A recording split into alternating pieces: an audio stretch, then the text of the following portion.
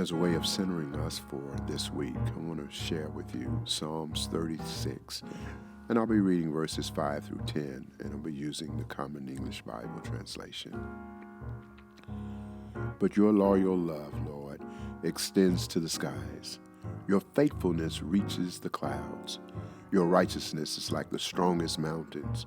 Your justice is like the deepest sea. Lord, you save both humans and animals. Your faithful love is priceless, God. Humanity finds refuge in the shadows of your wings. They feast on the bounty of your house. You let them drink from your river of pure joy. Within you is the spring of life. In your light, we see light. Extend your faithful love to those who know you. Extend your righteousness to those whose heart is right. Amen. Welcome to Hobson UMC on YouTube. I am VH Sonny Dixon Jr. I am the lead pastor here at Hobson, and I am in the studio after a 3-week, hiatus, but back in for my weekly conversation with my son Trey, and it is a time that's we set aside to catch up with one another and to share the direction I think I'm going in for the coming Sunday's message. This coming Sunday is the second Sunday after Epiphany, and it's good to be back, and it's nice to have you all checking us out. I had a couple of calls from people who asked where we were, and I explained it to them that we had a week before last. We had a birthday, Trey's birthday. We got that shout out before the show, and then last week we had some bad weather here in Nashville, and so we were all snowed in. But we're back, and it is indeed a joy to in this moment have to get my timing back down.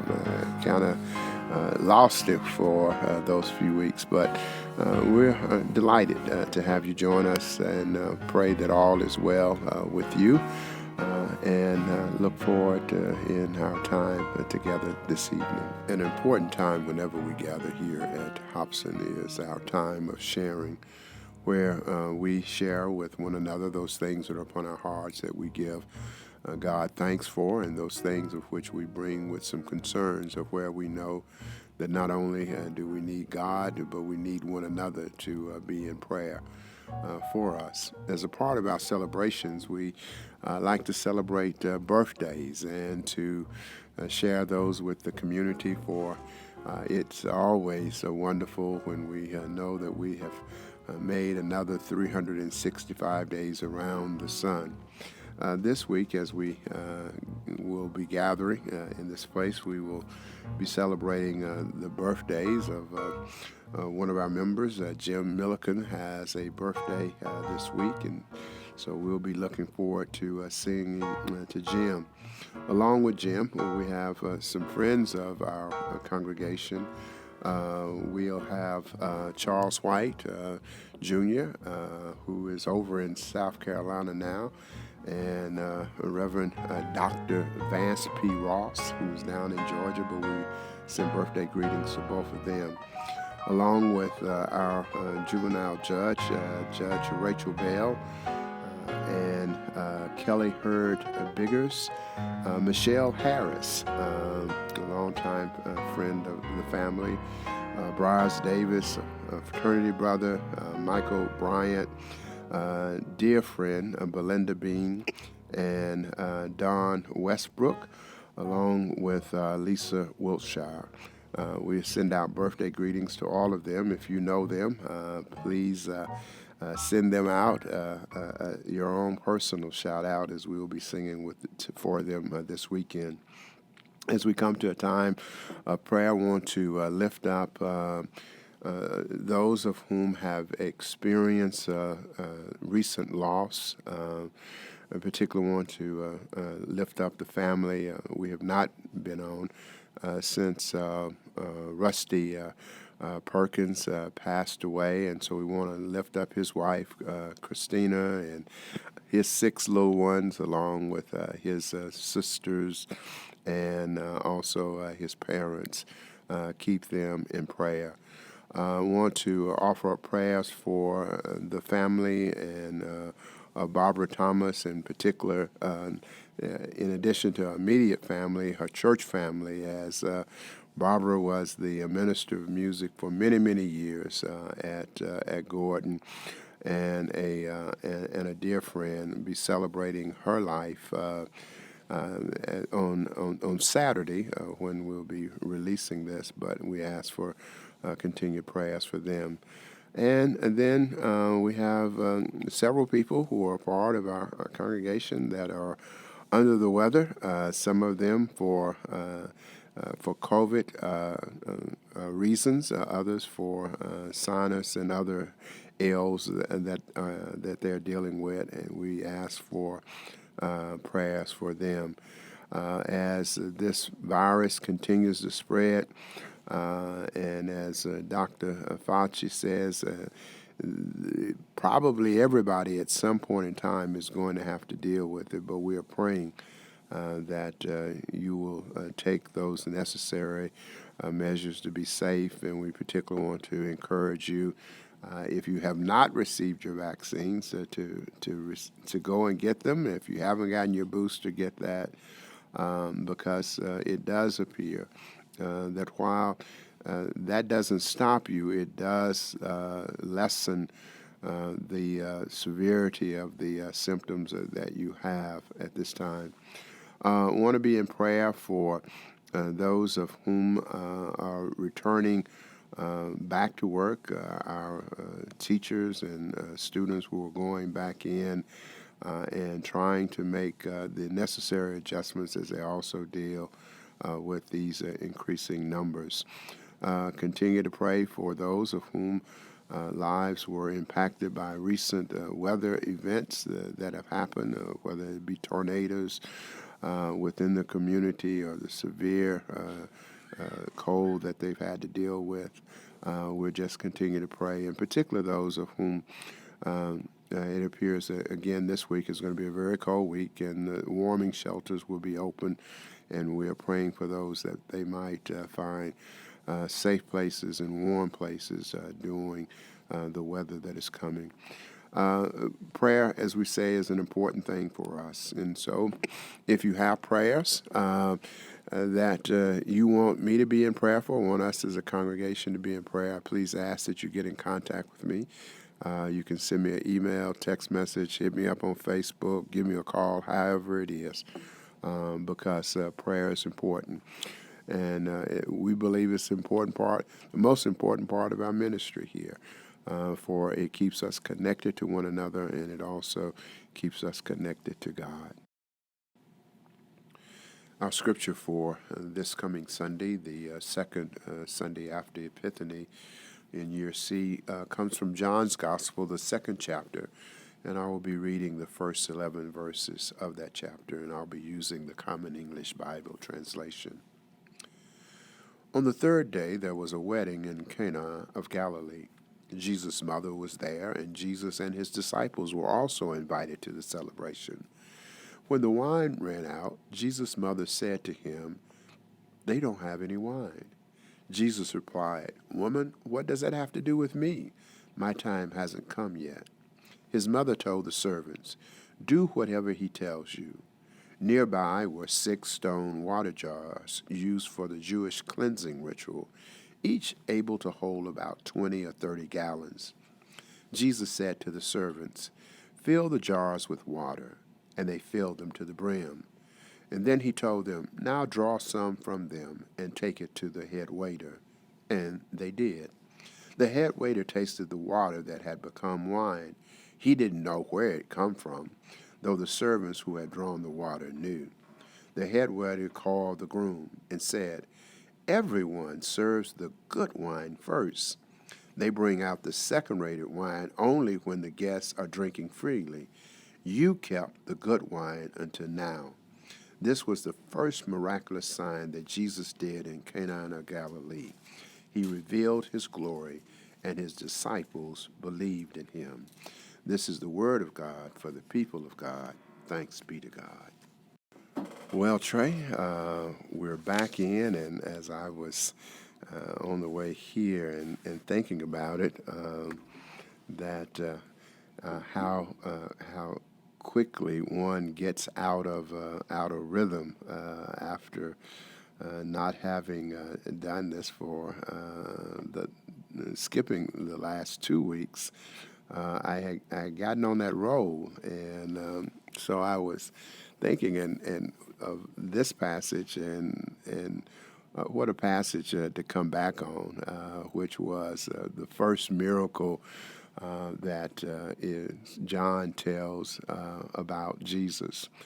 I think it's important for us to remember that when John wrote the gospel, John was a little different from the other three, the synoptic gospels, who have kind of a similar kind of flow to it. John wrote so that the people might come to believe in Jesus, and that by believing in him and believing of who he is, that they would come to trust and believe in him for themselves. And so he has 8 miracles that he performs, and in the telling of the story, and at the end of it, he says that there were many more things that he did, but he wrote these so that they might come to believe. Uh, and so yeah, I'm always mindful of that because that why these 8? Why were these the spectacular ones that he chose? Now, one might think, well, of course, he had to do whatever was the first one, and for us, this wedding that he attends and the changing of the water into wine.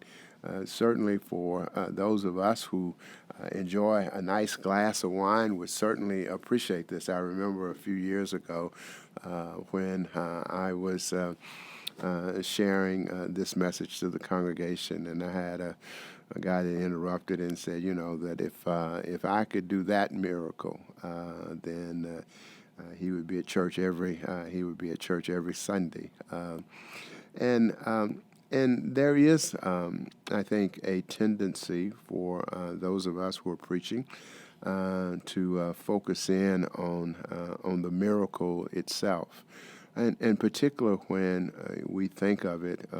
As I was in a discussion group earlier this week, and the another pastor was talking about that he was going to be focusing on the abundance of how when Jesus turns the water into wine, that one, there is more than enough for the party that he provided it for. And not only was it more than enough, it was very good, and that the blessings of God are always more than enough, and always are amazing blessings for us to receive. And I know that in this time for many, particularly as we're dealing with a lot of the challenges that both the pandemic of COVID and the pandemic of division that have left us divided and have torn apart our communities. All of us are looking for a miracle, and we just don't want a little miracle. We don't want a get by miracle. We want an abundant miracle for our lives. But I think, Trey, I'm going to go into a slightly a different direction for this. In fact, I'm not going to. I don't think I'm going to even focus in on Jesus or why why Jesus chose this, why Jesus chose to respond to Mary when Mary asked him, and he said, "Well, this is not my time." And Those are easy speculation, and in particular when we have Jesus, looking for the appropriate time and kind of sensing that, if you start out now, then people will come to expect that. But I think I'm going to focus in on two individuals and a group of people whom are in this story that who help to make the story. And I think that that's important for us as a congregation to look at them, because I doubt any of us will view ourselves as the man told me a few years ago, that for me to do the miracle of changing the water into wine. Certainly, I've prayed over many empty bottle and hoped that it might be full, and to this date I haven't done that. It hasn't happened yet. But I do think that when we look at these other three, that we can and should envision ourselves as being in the places where they were. And first of those is Mary. That had it not been for Mary, we would not have had, may not have had this miracle, for it was Mary who was there along with Jesus and the others at this celebration. And it says that it was Mary who noticed that they had run out of wine at the party.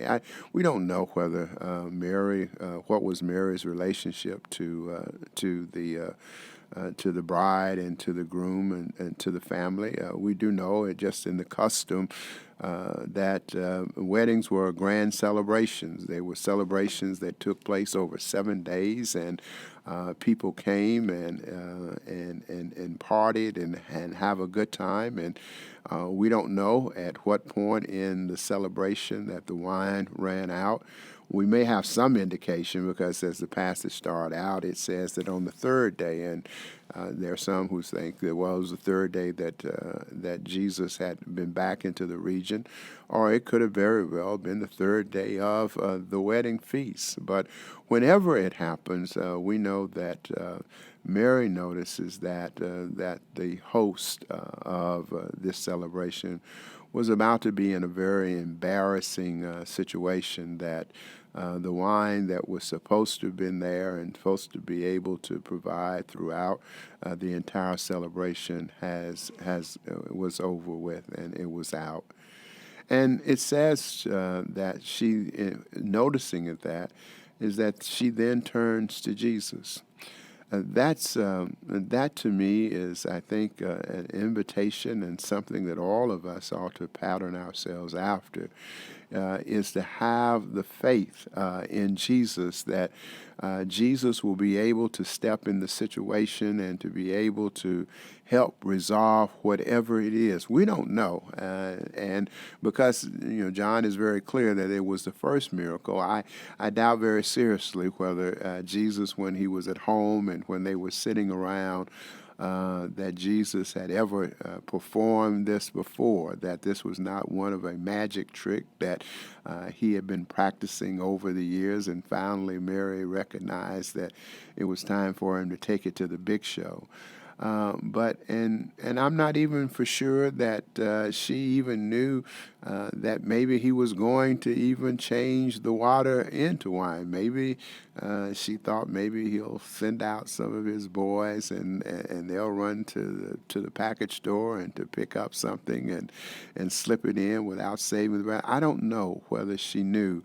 But she did know one thing, that if there was anyone who could step into that moment and to be able to keep them from experiencing the kind of embarrassment or the disappointment that they were soon to face, that surely Jesus was the one and her son. And even when it appeared that Jesus might not go in, because he said, look, this is not my time. It is not my moment for people to see who I am. that I just need to stay back here incognito and just kind of chill for a little while, that even when Jesus responded in that way, it did not stop her from believing that Jesus would indeed come to the rescue somehow. For it says that she in turn went to the servants and said to the servants, "Whatever he says to you, you do it." Now, as I say, I don't think she knew what he was going to do, but I think she knew that whatever it was, that she wanted them to have enough faith in him to do what it is that he was about to ask them. The other entity in this is not an individual, but it is the group.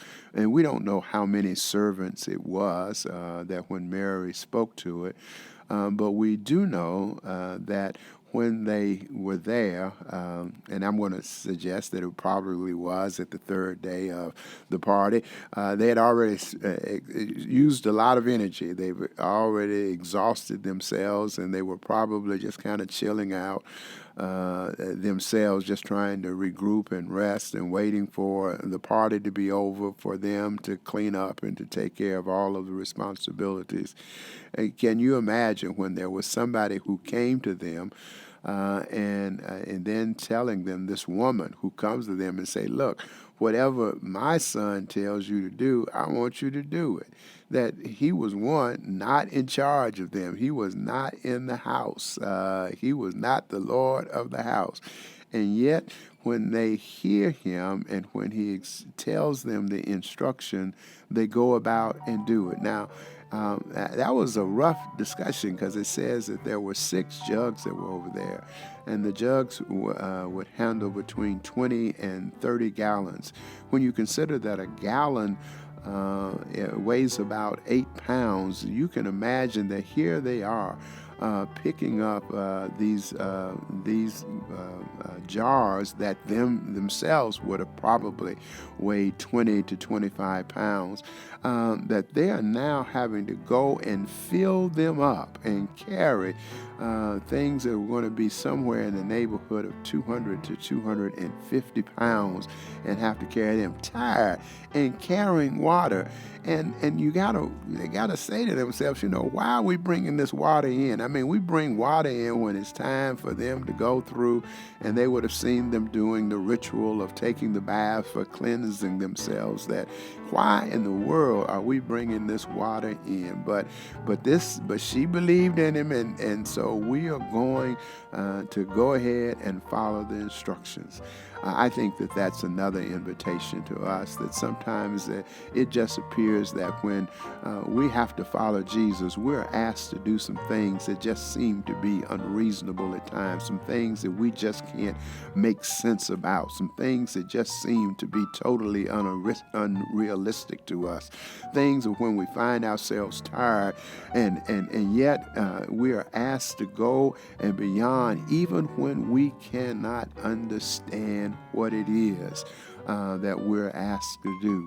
And in this day and time where we've got some challenges in ourselves and the community and the things that are going on within our community, in particular as it relates to issues around health, both physical and mental, that when we are already taxed to our own limits, that we are being called upon to be there and to be providers and to do things for others, that it has to be a trust and a belief in the one who is asking us to be able to do those things. I think it's important that when we revisit this story, that we remember it was that Mary said, "Tell them to do what he tells you to do." It wasn't she was asking him to do, it was telling him what.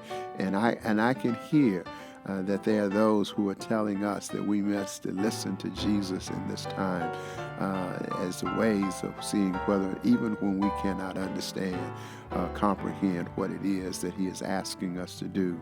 It says that after they had filled the jars full of water, and and I particularly like this part of the story. They didn't half step on it either. It says they filled it to the brim. I like to hope and I like to think that if I were in that place, that even though I was tired, that I would have filled it to the brim, and I just wouldn't have put some in there saying, "Look, this doesn't make any sense. Just put a little in there." But it says they filled it to the brim. And then Jesus says, "I want you to take it and give it to the head waiter." Now, the story lets us know that the waiter was unaware of all of the things that had been taking place. He was probably just walking around, and once he sensed that all of the glasses were filled, waited for and probably snapped his finger, not knowing that already that Jesus had already sent somebody in their direction, that he comes and he offers them the glass of wine. And it is the head waiter then tastes the wine. And as he says in the passage, it was the custom that they would serve the good wine first, that the good wine would be poured. And then by the time they got to day 3, when everybody was drunk, then you could kind of slip in some of that bottom shelf kind of wine. They went from the wine where you had that cork and you had to let it breathe and air, that you went, and now you got some, you would give that bottom shelf where they wouldn't know anything about it. But as he tastes the wine, he notices that it is a fine wine. Now, I'm glad, and I often wonder, why wasn't he aware of what was going on? And had he truly been aware, or had he noticed what had been going on, he probably would not have even tasted it. He probably would have said, "Look, you take that back and don't bring that to me, because I know that's not some wine. I saw you put some water in there. I know that's not some wine. You gonna get me jumped on. You gonna get me fired, because after all, even if there was doing something that might have provided some kind of change, good wine takes a long time for it to be aged. This is just fresh water in the vat. It would not have had any time for it to become anything drinkable at all. But in this case, it was a fine wine. And then he goes, the story says he goes to the owner, and to the host, and lets the host know about it.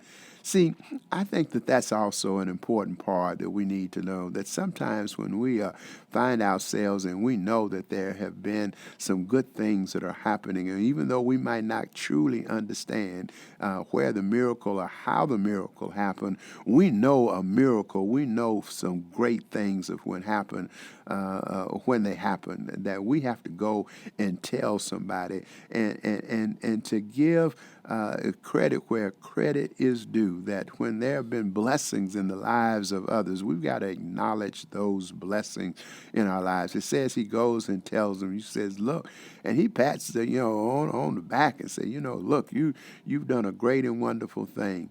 Now, I see that owner, or the host of the party, that may have been the groom for this party. And I see him completely shocked, probably unaware of what's going on, probably not even aware that he had even run out of wine. It was probably only later, after this story began to be told, that he realized that what had happened. But on that moment, he just probably stuck his chest out and said, "Sure, give it to my family and to my friends, and let's continue the celebration and to give thanks for what has happened in our lives." See, we don't always know where the miracles that happen in our lives and the celebrations that come. Sometimes we don't know of just what Jesus has been doing in our lives. But when we know that we have been a recipient, and when we know that we have been blessed, that it calls for us to be able to share those blessings with others. And so in this time, we're not going to focus in on the miracle itself, how it happened, why it might have happened, whether it dealt with the abundance or whatever. But we will deal with the fact that that I think that there are opportunities and there are always an invitation that Jesus has for us to participate in the miracles that are taking place in and around our communities. And we just have to have the boldness to be able to trust Him, the boldness to be able to follow and to be obedient to the instruction, and to be willing to proclaim when we know that the goodness of the Lord has been provided for us. So I haven't quite come up with the title, but certainly participating in a miracle is probably one we'll probably end up working with. Amen.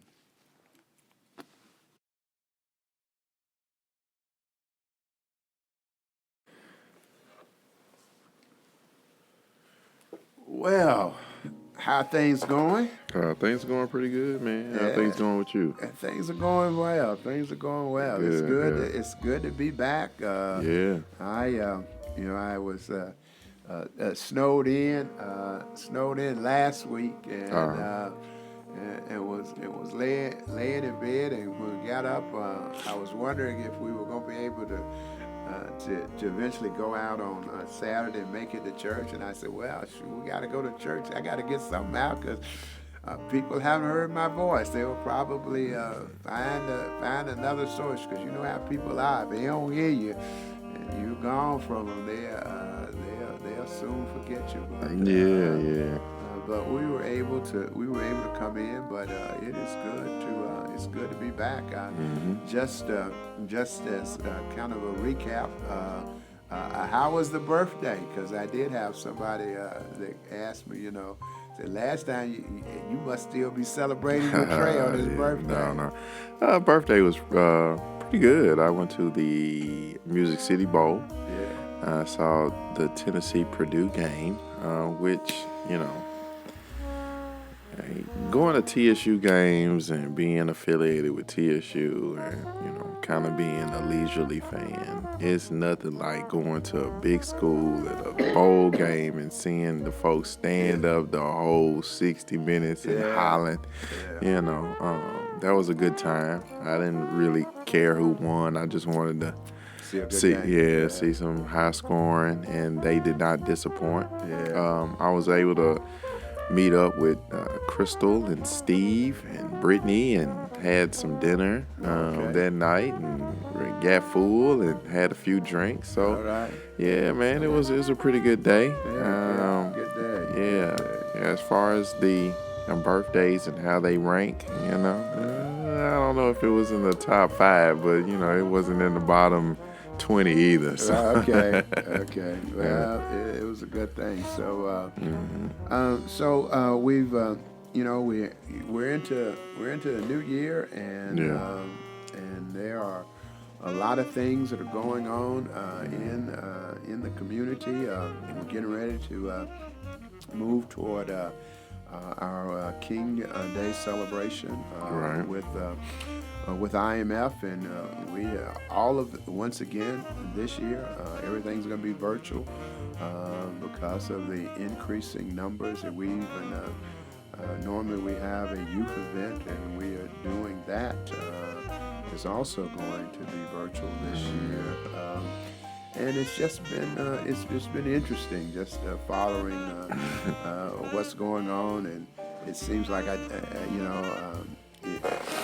I hear from somebody just about every day that they have had or have tested positive, and so I think it's still a time that we have to.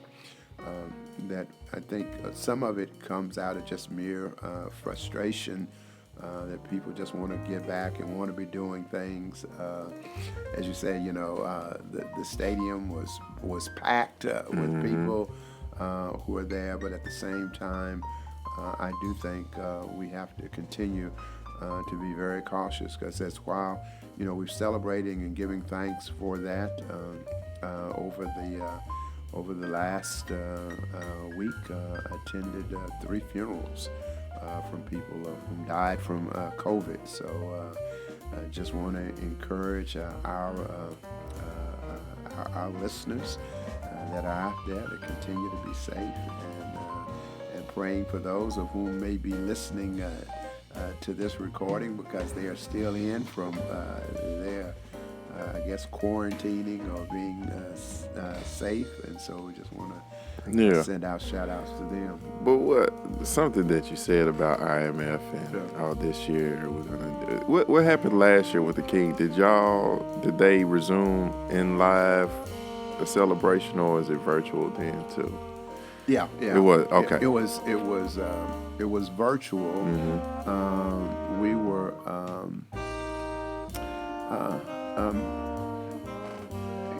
and there were some people of whom, and there's some people who are still a little disappointed, right?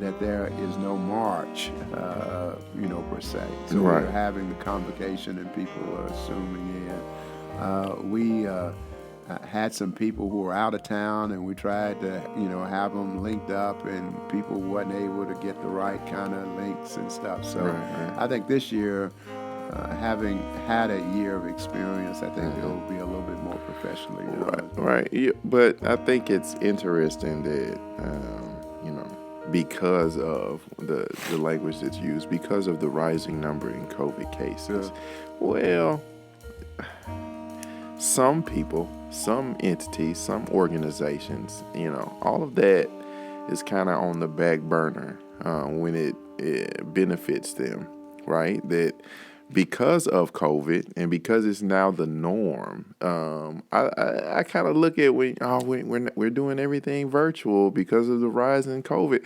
I kind of think that's a cop out now, right? Oh, well, instead of just going ahead and asking people to stay masked up and remain safe, which they could do, I don't think that not having this King's Day program is gonna save anybody, right? That's just how my mind operates. It's not gonna because you all don't gather, one less person is not gonna not get COVID. Well, and I will, I'm